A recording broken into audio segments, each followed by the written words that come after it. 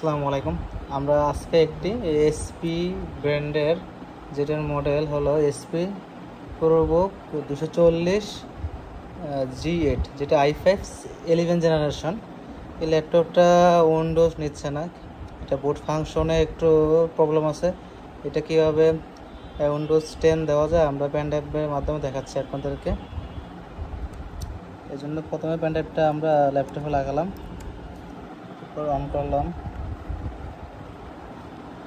তারপর F9 press করতেছি। হ্যাঁ, F9 প্রেস করে F9 আসছে। এটার প্রবলেমটা হলো এটা এরকম যে পেন ড্রাইভের অপশনটা আসতেছে না। এটার জন্য আমরা অপশনে যাব,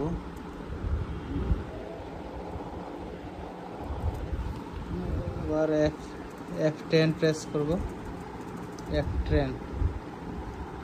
তো এখানে যাওয়ার পর আমরা বুট অপশন থেকে ইউএসবি অপশন এনাবল করে দেব, আর সিকিউর বুটটা ডিসেবল করে দেব। দিয়ে আমরা F10 দিয়ে সেভ দিয়ে বের হয়ে যাবে। দিয়ে আবার F9 প্রেস করবো পুনরায়।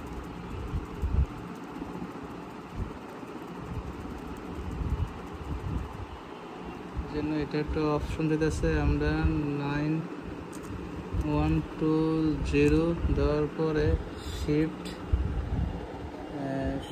প্লাস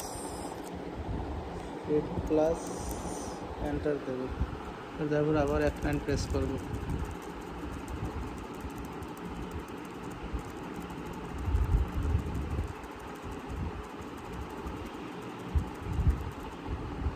দেখেন এখন এই পেন ড্রাইভের অপশনটা আসতেছে। ঠিক আছে, দেখেন আমরা এখন নিচে প্রেস করে এন্টার দেব।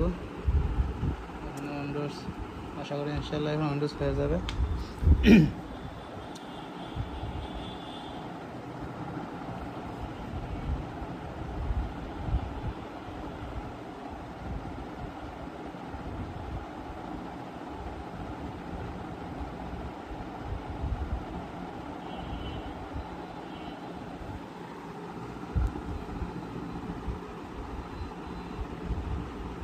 দেখছেন যে বুট পেয়ে গেছে।